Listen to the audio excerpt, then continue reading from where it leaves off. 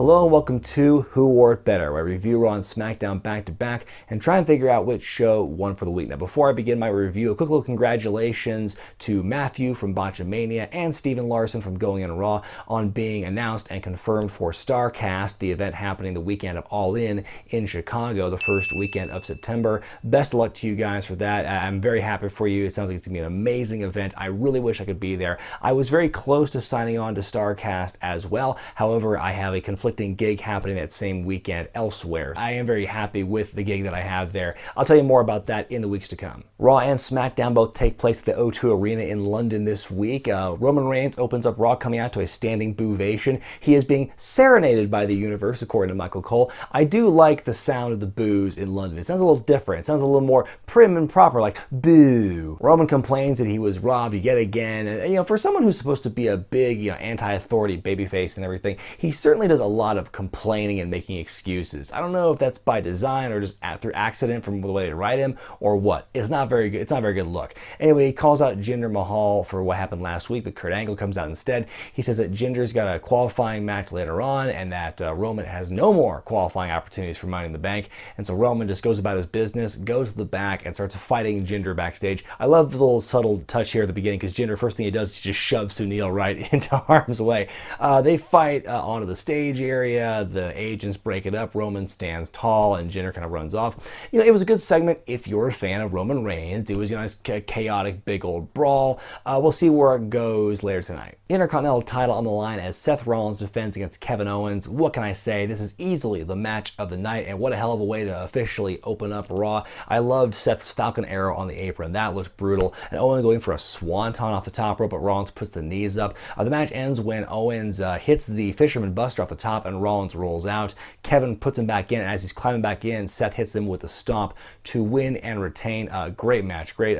Really, it's the only singles match of the entire night, which is not a good thing in my opinion, but give the company credit. They're doing their damnedest to put over Rollins, especially on commentary, as to how good of a performer he is, and he backs it up in the ring. He's easily the best performer on at least the Raw roster at this moment. They show a scene at the NBC Universal up front at Radio City Music Hall this week where Nia Jax challenges Ronda Rousey in a women's title match for Money in the Bank. So Nia is challenging Ronda to be her title challenger, and so there you go. A lot of people have been talking about this, saying it's a good thing or a bad thing. I'm on the camp of saying it's a fine move. I don't have any complaints about this. Really, Nia Jax, after the Alexa Bliss stuff, she doesn't have any opponents lined up. There's no heels out there who are lined up who are just ready to go be put in a place to challenge Nia, as far as I can tell. So I think this time they're spending with the build of Money in the Bank will build that, hopefully, in theory, while we have this marquee matchup of Nia and Ronda. I think it's going to be a big deal because it's going to be in Chicago, big city for WWE. So having this marquee matchup of this big name in Ronda Rousey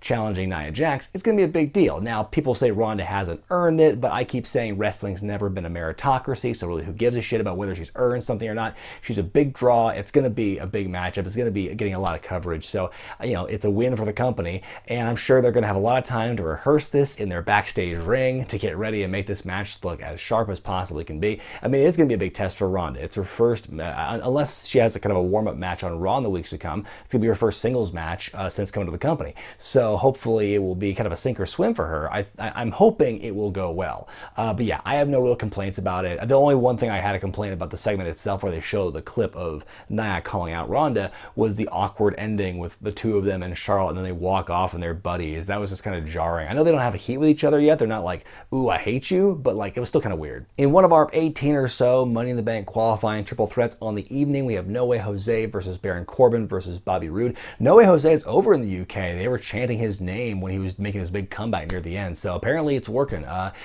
Roode and Corbin, honestly, two of the most forgettable US champions in recent history as far as I'm concerned. I'm really kind of done with both of them, and I'll tell you a little story. I was watching Raw a week or two ago, and Bobby Roode was on, and my wife walks in and she's, she wants to watch with me, and I try to explain to her what Bobby Roode Roode is all about in his character and everything, and she was shocked that Bobby Roode is a babyface. How can a character like that be a babyface?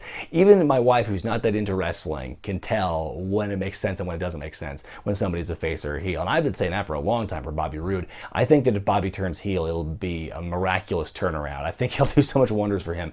I think literally the only reason he's a babyface is because people like singing along to his theme song. Roode wins the match with the DDT onto Jose. Maybe he'll become the most forgettable Money in the Bank winner in history. We get Breezango taking on the B Team, which is the new name of Curtis Axel and Bo Dallas's tag team. The Miz Taraj, no more. They went backstage and told Kurt Angle they want to be called the A Team, but Kurt says, you can't do that because it's the name of a TV show and a movie adaptation, so no. And, and to the crowd's credit in the UK, they sang the theme to the A Team while the match is going on. Very clever. The B Team wins the match. Everyone is in shock. The announcers, Bo and Curtis themselves. I thought it was just really, really well done and really just entertaining to see this happening and them winning finally. I've been on the Miz Taraj / B Team train for some time now, so I'm finally happy to see. I'm very happy to see them finally getting some time to shine. They're definitely on the trajectory of challenging Matt and Bray for the Raw tag titles. 6-woman tag is Sasha Banks, Natalya, and Ember Moon take on the Riot Squad. Normally, I can't stand the formulaic 6-woman tag team matches. It's been done to death across both shows, but that being said, this was a good match. I really liked what they did here between the two teams. The faces win after Natalya puts Liv Morgan in the sharpshooter and she taps out. It was a standard match, but it was still I think it was very well done. We get Bray Wyatt and Matt Hardy taking on the Revival in a non-title match. It was at this point I finally realized, it just dawned on me, oh my god, like every match except the opener and every match that's advertised after this is all multi-man stuff. And I thought that was just kind of ludicrous. Very WrestleMania 2000 vibes going on here on this night. The B Team are scouting the tag team champions backstage. I love their little makeshift notepads with the B drawn on it. Matt hits Wilder with a side effect, and Dash takes it really weird, where almost like he lands on Matt's side or his hips or something. I've never seen that kind of bump for the side effect before. They hit Dawson with the Kiss of Deletion, which is the new official name for their weird double team Sister Abigail move. It looked better this time than the previous week. I just want to see them face the B Team. I want to see that the irresistible force and the immovable object. Sami Zayn's in the ring airing his grievances about Bobby Lashley. He produces a doctor's note for his vertigo and his reading glasses popped. He brings up the weird Lashley interview from last week where he gushes about his sisters and how much he loves them. And Sami says, next week I'm going to bring Lashley's sisters to Raw and I'm going to expose Bobby Lashley and his character and everything. I'm not sure how I feel about this because I was kind of hoping we would all just kind of move on past the whole sisters thing after what the hell happened last week. But maybe Sami will turn this into some kind of comedy gold. I remain cautiously optimistic. We get another Money in the Bank qualifying triple threat as Alexa Bliss takes on Mickie James and Bayley. It's a decent match here. There's a bit of a squabble near the end between Alexa and Mickie, but it ends when Alexa hits the DDT on Bayley, poor Bayley, to win the match and go on to the ladder match. As again, solid match. Don't know where they're going to go with Bayley and Sasha now. They both lost their qualifiers. Where will they go? What's their path leading to Money in the Bank? Is there going to be some kind of second chance thing for the ladder match? Are they going to be in the kickoff show? Anything? Who knows what they're going to do with these two at this point. We then go backstage to Jinder Mahal recovering in the trainer's room after the beatdown he got from Roman Reigns after the brawl. He's making his way down the hallway. He's going to fight in that main event triple threat match for the qualifier, but as he crosses a certain path, all of a sudden he gets speared from off camera by Roman Reigns through this wall. It's like, it wasn't even drywall. It was like the flimsiest looking press board you could ever find. It didn't look like it was anything impressive. It's so funny because it was so obviously walled up for the purpose of this bit, because you can see like signage, you can see like it's a fully functional hallway they just put this wall up to, and I love the attention to detail where you got this little like plastic tube and a wire hanging down from like the ceiling to say, oh, they've torn down the foundation. It looked pretty janky. I mean, the visual of Jinder being speared through a wall was kind of cool, but if you actually put some kind of material that was thicker than like paper thin, it would have been even more impressive. So Jinder Mahal is outski. He is not going to be in the triple threat match in the main event, so we'll find out who his replacement will be soon enough. We have Finn Balor and Braun Strowman taking on Dolph Ziggler and Drew McIntyre. And hey, look, somebody in the back decided it was a bright idea to switch Dolph and Drew's entrances so Drew doesn't have a record scratch on his music interrupted by Dolph. The match ends when Strowman checks McIntyre on the outside and he takes his tumble into the Gurr trophy, which like falls and breaks into a million pieces. I don't think it was a planned spot because the camera didn't really do a good job catching it. Also, to have like Drew and Braun have this impromptu feud over the trophy seems kind of out of nowhere. Seems like it was an accident. So might have been an expensive accident depending on how much that trophy actually cost, but considering how quickly it just broke to pieces after it fell over, maybe it wasn't that, didn't cost that much. Anyway, Ziggler rolls up Balor in the commotion to win, so big win for Drew and Dolph. Braun Strowman still looks strong because he didn't get pinned necessarily, but yeah, really curious to see. I wonder if they'll turn this broken trophy into an angle now. Main event time, one more Money in the Bank qualifying triple threat as Bobby Lashley and Elias take on Kevin Owens. He is replacing Jinder Mahal in this after he made a phone call to Stephanie McMahon.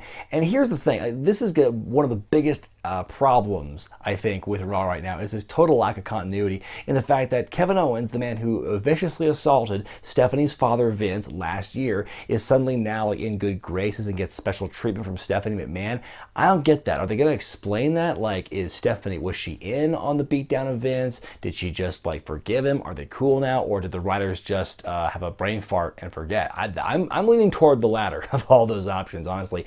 What's even more hilarious about this, because Owens wrestled early in the night, lost to Seth Rollins, and he got his way into this matchup here, is Cole lamenting, how many chances does a guy get? He said with a straight face on a show that constantly pushes Roman Reigns. Be that as it may, I love the fact the crowd was chanting Bobby's sisters in the middle of the match. That was great. Elias clears the ring and has enough time to get JoJo to hold the mic for him as he starts playing a song, but he gets a few notes out before KO stops him. Like, that was kind of an awesome moment. That felt very house show to me, where it's like you're gonna take a break in the action, do this wild shit where he's playing the guitar.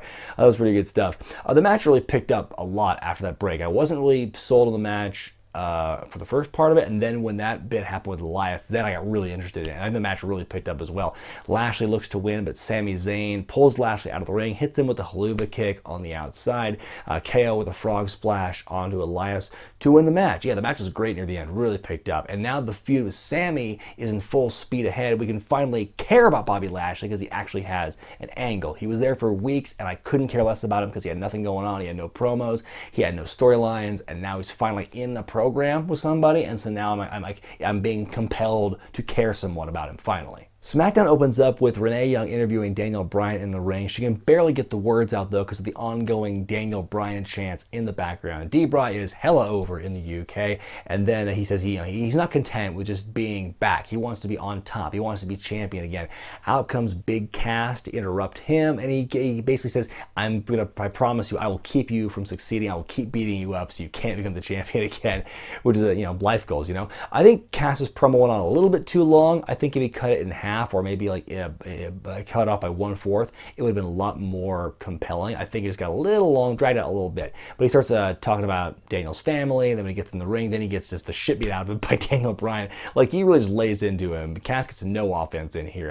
Daniel attacks the leg over and over again, viciously assaulting Cass's surgically repaired leg, and that's where it ends, where Daniel Bryan's standing tall and Cass limps off. Makes Cass look a little bit of like a chump, I think, but makes Daniel look very good after getting he got beat up at Backlash after his match with Cass. Then he lost clean to Rusev, so this is him kind of getting his steam back here. Really curious to see where this keeps going with this feud, and hopefully both men will look strong when it's over. That's kind of like, that's a goal for anything, but I feel like especially, again, Cass is kind of in a weird spot here where it's like he should be made to look good, but against Daniel Bryan, it's kind of a no-win thing where it's like he has to, but where Bryan also has to go over. The New Day take on The Bar, and the winning team will have one member go on to the men's ladder match at Money in the Bank. Miz is on commentary in this matchup here and does a bang-up job putting everyone in this match, everyone involved, over ridiculously on commentary. Good job for The Miz on that one.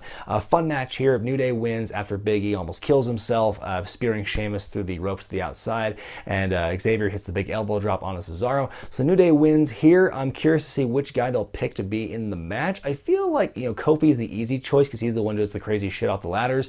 Xavier would be probably my number 2 pick. I think it'd be kind of cool if they threw us for a loop and got Big E in the match as well, because I don't think he's had any Money in the Bank experience at all. But then again, they already have a couple powerhouses in the match with Braun and Rusev in the match, so I think maybe adding Big E to it might lean it too far in that direction, and I think it's good to have a balance. So I would almost pick Xavier or Kofi. Who do you think is going to be in the Money in the Bank match? Let me know in the comments. We get the SmackDown in-ring debut of Andrade Cien Almas taking on Jake Constantino, who looks to be wearing his underwear in this match here. Almas wins the squiggity squash match. Vega gets on the microphone afterwards saying, "We're taking over, Chico." After a great run at NXT, I'm really looking forward to seeing what Almas can do when he's on the main roster. Backstage, Aiden English and Rusev are hanging out when Lana and her disappearing accent come into the shot, and she says she's fighting Billie Kay next week to qualify for Money in the Bank. And so there's this kind of moment where all three of them are kind of like a team, they're a unit.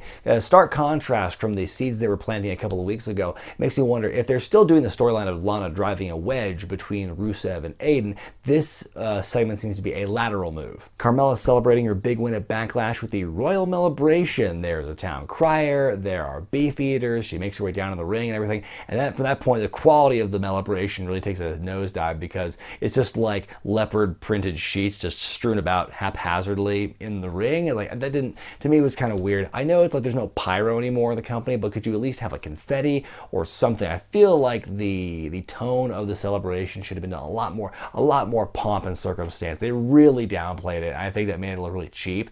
I don't know if that was by design, but that's kind of what I got the sense of, because when you see heels do over-the-top celebrations, there is usually a lot of like garishness to it and pomp and circumstance. There was none of that here. It was very stripped down, and that really took a lot out of it for me. And now, granted, I think it was a strong promo by Carmella running down Great Britain and the Royal Baby and how most of the female competitors in the company. Then Paige interrupts and announces her Money in the Bank opponent for the title is Asuka, which would be a pretty good match. But yeah, so yeah, the whole segment was like means to an end of announcing Asuka as her opponent. Maybe they should have had her come out on a white horse, like, you know, Paige mentioned in that phone call backstage. A ladies' Money in the Bank qualifier triple threat as Becky Lynch takes on Sonya Deville and Mandy Rose. Paige's anti-coddling of the former Absolution ladies continues, and she puts the two of them in this triple threat where it's every woman for herself. Sonya Deville gets the Steve Blackman treatment when she makes her entrance too. She gets to the ring, she shadow boxes, and the lights go down, and she's got blinking lights. That was kind of a cool little effect for her. I don't think I've seen her singles entrance at all. I never saw it in NXT, and I don't think she's had one like that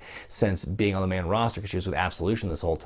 The match ends when Mandy inadvertently hits Sonya out of the ring. Becky puts the disarm her on Mandy to win the match. So Becky Lynch is in there now. So yeah, interesting what they're doing with the treatment of Sonya and Mandy by Paige, and you wonder where that's going to go. Main event time as AJ Styles takes on Shinsuke Nakamura in a non-title matchup. The winner will pick the stipulation of their championship match at Money in the Bank. I feel like we've seen them fight a lot lately, and so when I first saw this match being announced, I was kind of like, that's disappointing, because I don't want to get burned out on these two, especially how they've been booked the last several times. Like, it gets kind of like underwhelming.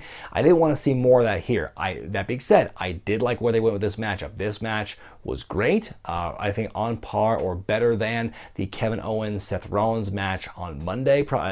These two are kind of like in a dead heat for me as far as the match of the week between Raw and SmackDown. I really enjoyed also Shinsuke's pre-match promo backstage early in the show. Probably one of the better, stronger promos he's had in a long time on the main roster. The UK fans, they're going to sing along to Shinsuke's theme, remix be damned. They're just going to keep going along with it. You can't stop them. It was a really good match here. The finish ends, it happens when Shinsuke feigns getting hit by a low blow when the referee didn't see it. In the confusion, he hits AJ with the reverse exploder, followed by the Kinshasa to win against AJ. So finally we have, like, for the first time since Mania, we've got this conclusive finish going on here where Shinsuke beats AJ, and now they're 1-1. And so this will be the rubber match at Money in the Bank. So which stipulation shall he pick? We will have to find out later. Time now for me to decide which show won for the week, Raw or SmackDown. This week I have to once again go with SmackDown. This was a tough choice for me this week because I think both shows had a lot of strong stuff and a lot of,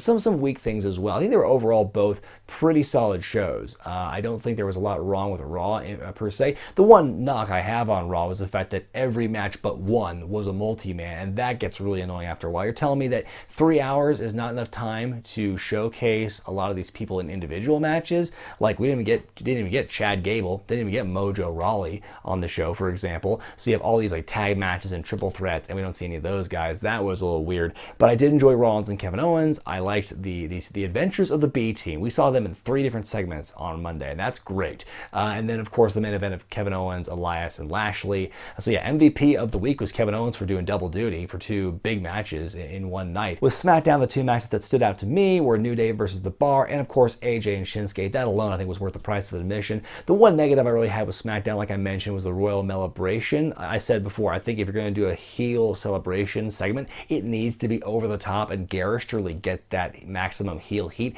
and they just didn't deliver with that one. I think SmackDown was a stronger show this week. I think I had more variety in the matches, a good variety of decent to great matchups, and of course, fewer leaps in logic and continuity, as we saw on Raw. Let me know what you guys thought about Raw and SmackDown this week in the comment section below, and be sure to vote which show you thought was better in the gimmick in the upper right hand corner of your screen. Be sure to thumbs up this video if you like it, subscribe to Wrestling with Regret, buy the t-shirts at prowrestlingtees.com, and check out patreon.com/wrestlingwithregret for exclusive perks and bonus content. I'm Brian Zane, and I'll see you next time.